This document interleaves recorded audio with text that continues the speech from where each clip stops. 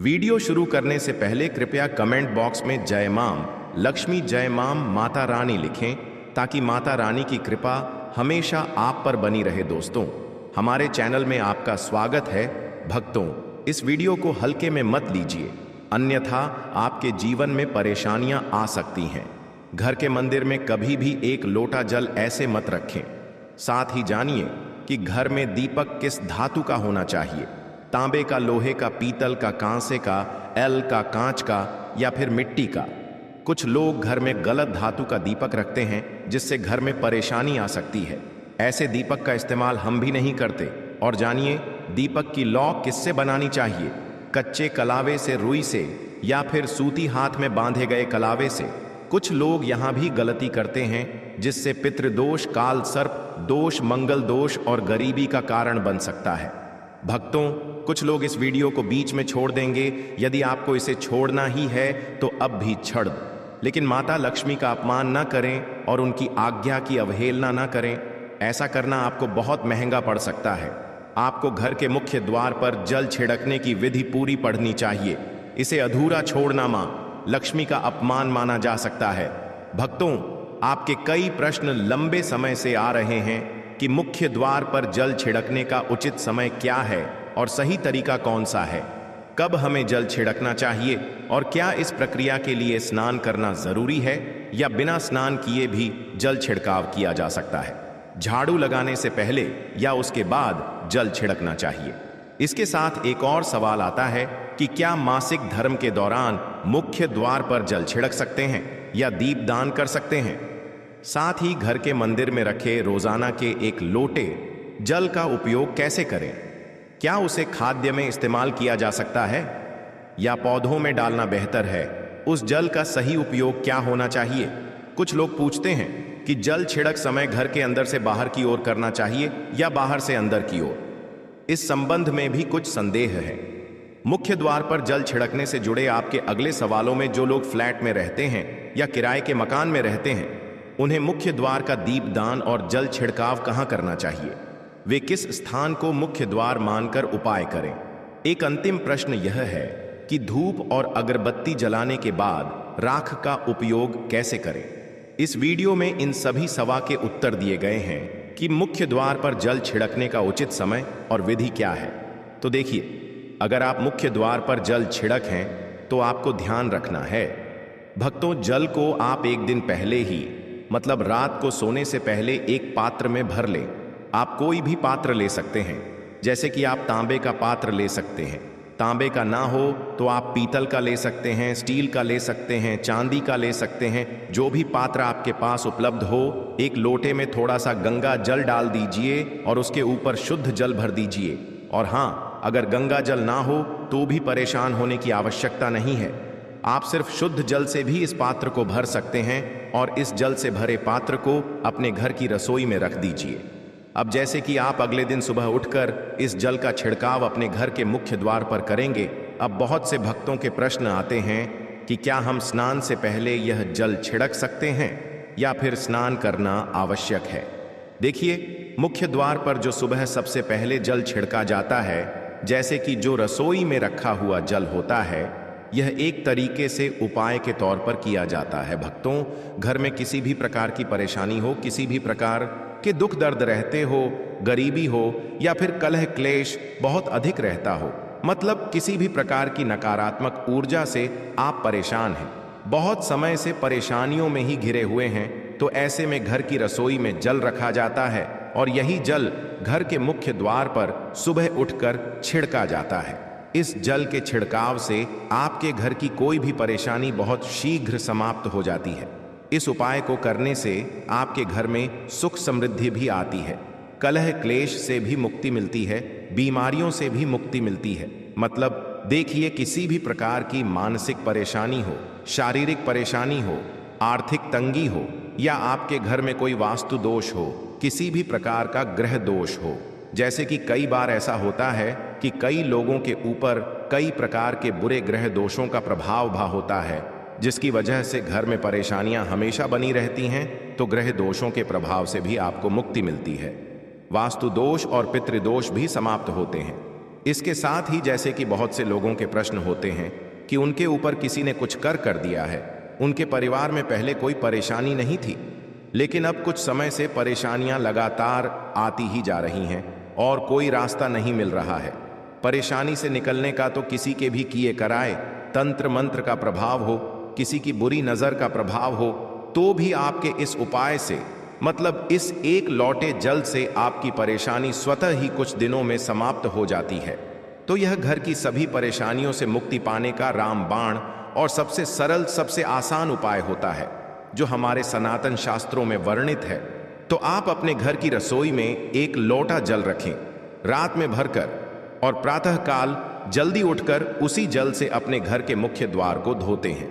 इसमें कोई समस्या नहीं है, लेकिन इस जल का छिड़काव घर के मुख द्वार पर सूर्योदय से पहले हो जाना चाहिए।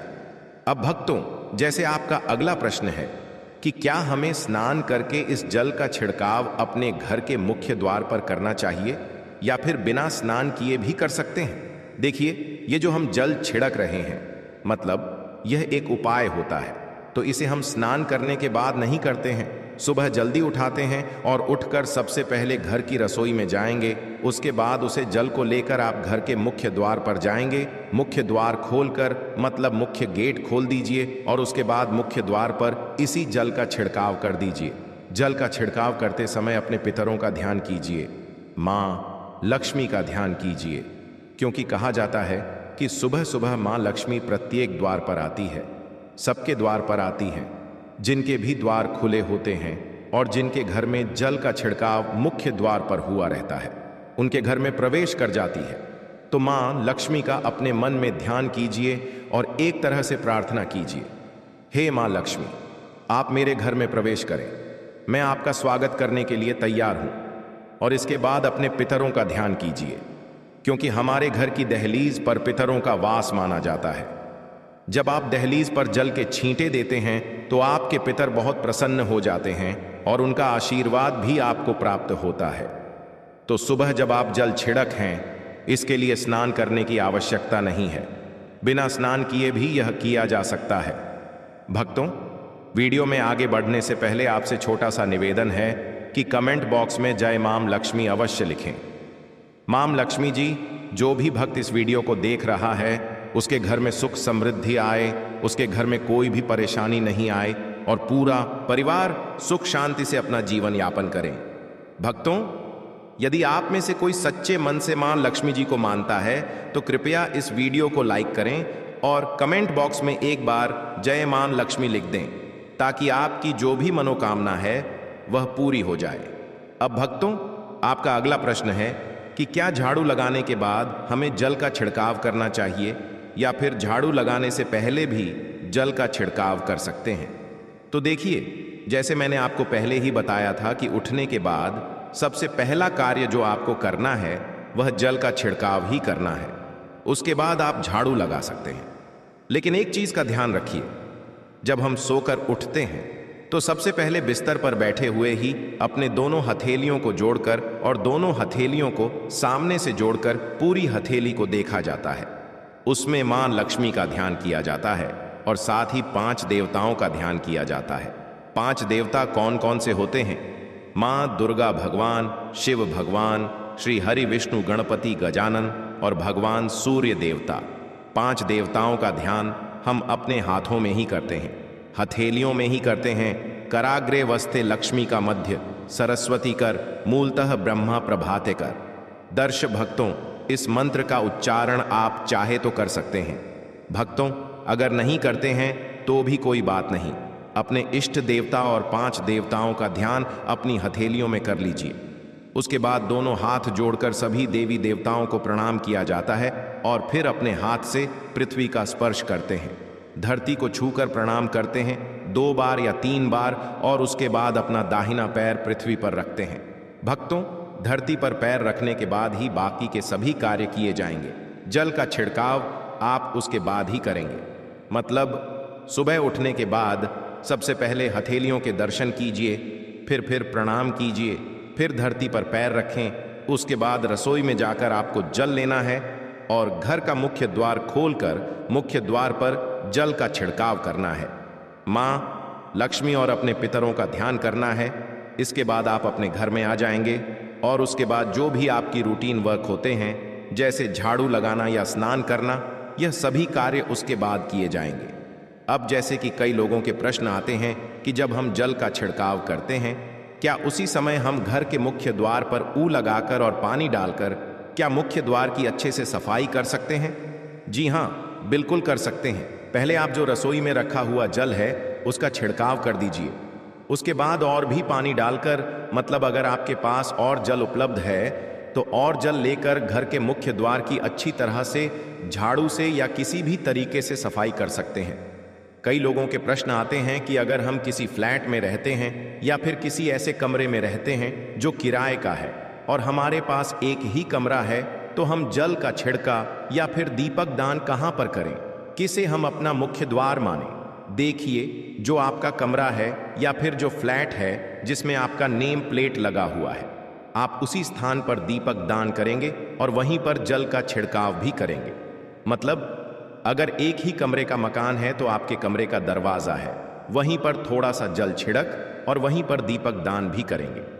जो भी मुख्य द्वार से जुड़े हुए उपाय हैं वे आप अपने कमरे के दरवाजे के पास ही करेंगे। और अब आपका अगला प्रश्न है कि क्या पीपीड्स में हम अपने घर के मुख्य द्वार पर जल का छिड़काव कर सकते हैं या दीपक दान कर सकते हैं? देखिए, जल का छिड़काव करने के लिए पीरियड्स हो या ना हो, इससे कोई फर्क नहीं पड़ता, जल का छिड़काव कर सकते हैं। रही बात दीपक दान की, तो दीपक दान कार्मिक पूजा में आता है और कार्मिक पूजा हम बिना शुद्ध हुए नहीं कर सकते। मतलब पीरियड्स समाप्त होने के बाद ही आप दीपक दान कर सकते हैं। भक्तों, बाकी जल का छिड़काव आप कभी भी कर सकते हैं, पीरियड्स में भी कर सकते हैं, कोई समस्या नहीं है। अब आपका प्रश्न है कि क्या घर के मंदिर में जो हम जल रखते हैं वह रखना जरूरी है, और अगर हम रखते हैं तो उस जल का क्या करें?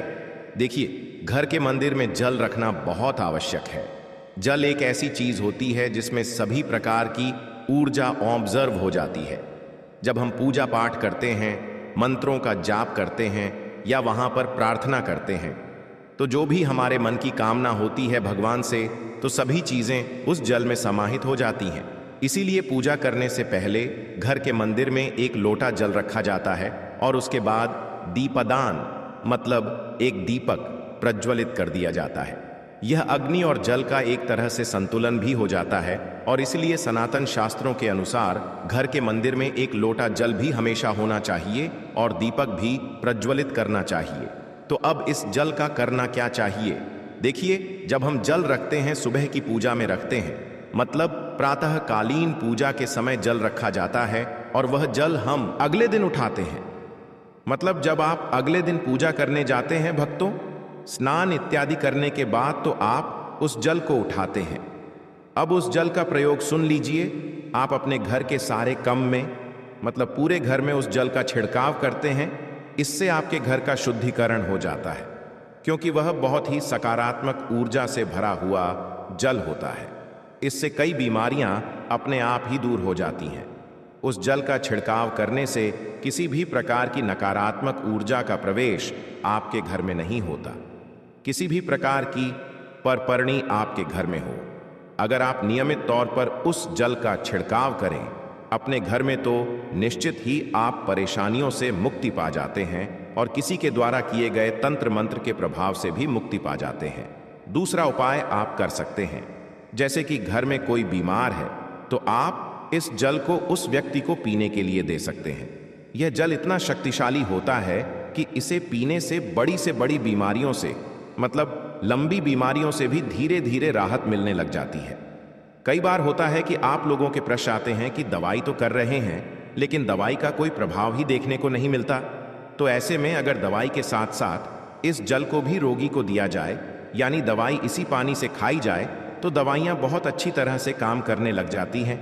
और जैसे कि परिवार में अगर बहुत अधिक कलह क्लेश रहता है, हमेशा आपस में सामंजस्य नहीं बनता है, आपस में हर बात पर मतभेद होता है, तो परिवार के सभी सदस्य इस जल में से अगर थोड़ा थोड़ा पीते हैं तो धीरे धीरे विचारों में परिवर्तन आने लगता है। सकारात्मक विचार सभी के होने लग जाते हैं और आपस में समन्वय बढ़ने लगता है। घर से कलह क्लेश और भेदभाव हमेशा के लिए समाप्त हो जाते हैं। घर के मंदिर में रखे हुए जल का अगला उपाय क्या है? देखिए, अगर आप कोई दुकान करते हैं या कोई व्यापारिक स्थल है आपका, तो प्रतिदिन इस जल में से थोड़ा सा जल लेकर दुकान या व्यापारिक स्थल पर छिड़काव कीजिए।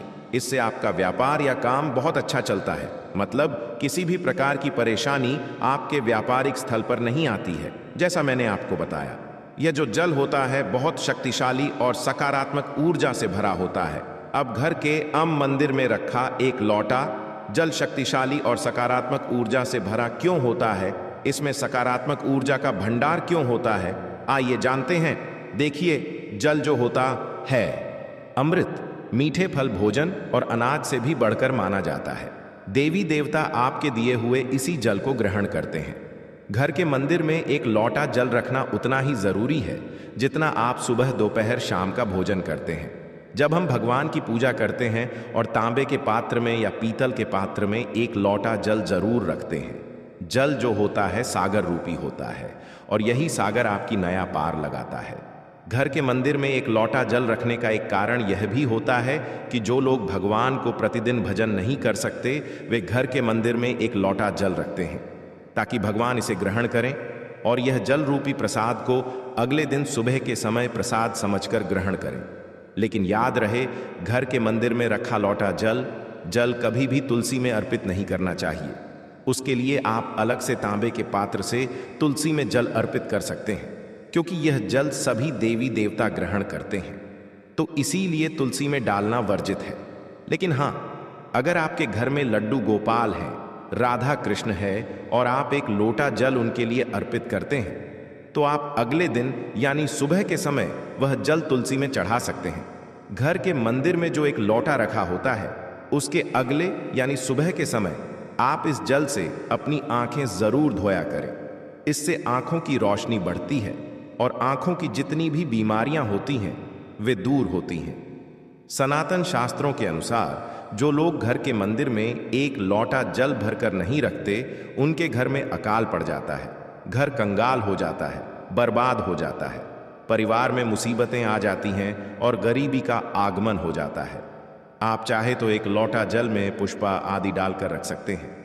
इसे बहुत ही शुभ माना जाता है। घर के मंदिर में जो जल रखा जाता है उससे हम और क्या क्या कर सकते हैं, आइए जानते हैं।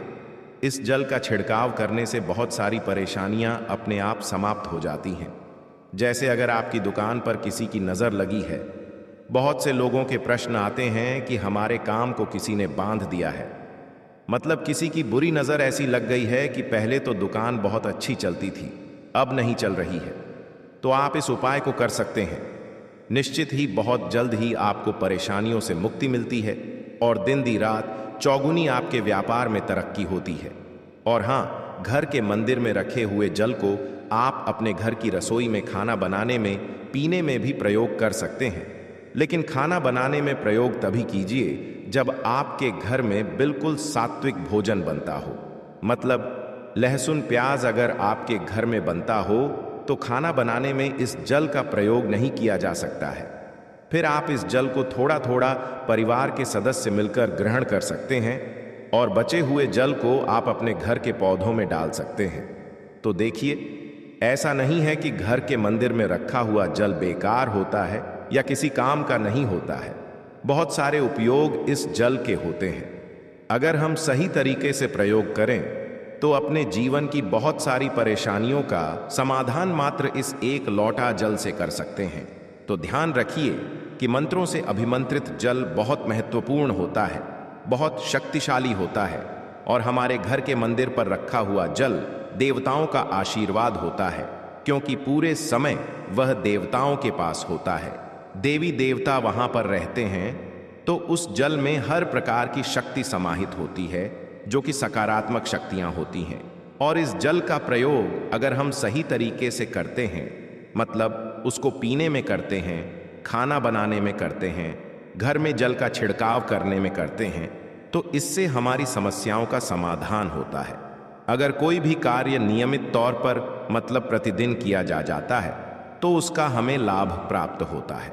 कभी कभी करेंगे तो निश्चित ही आपको उतना लाभ दिखाई नहीं देगा, लेकिन अगर आप नियम बना लेंगे कि हर रोज उसी जल से घर में छिड़काव करना है, घर में प्रत्येक व्यक्ति को थोड़ा थोड़ा पीने के लिए देना है, बचे हुए जल को पौधों में डाल दीजिए, दुकान पर छिड़काव कर दीजिए, अपने व्यापारिक स्थल पर छिड़काव कीजिए, बच्चों की किताबों की जगह में अपने घर की तिजोरी में हर जगह इस जल का छिड़काव कीजिए और नियमित तौर पर कीजिए।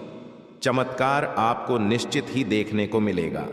इसी प्रकार से जो रसोई में रखा हुआ जल होता है उसका छिड़काव अपने घर के मुख्य द्वार पर कीजिए तो इसका भी आपको लाभ बहुत ही शीघ्र दिखाई देगा, लेकिन इसे अपने रूटीन में शामिल करना होगा।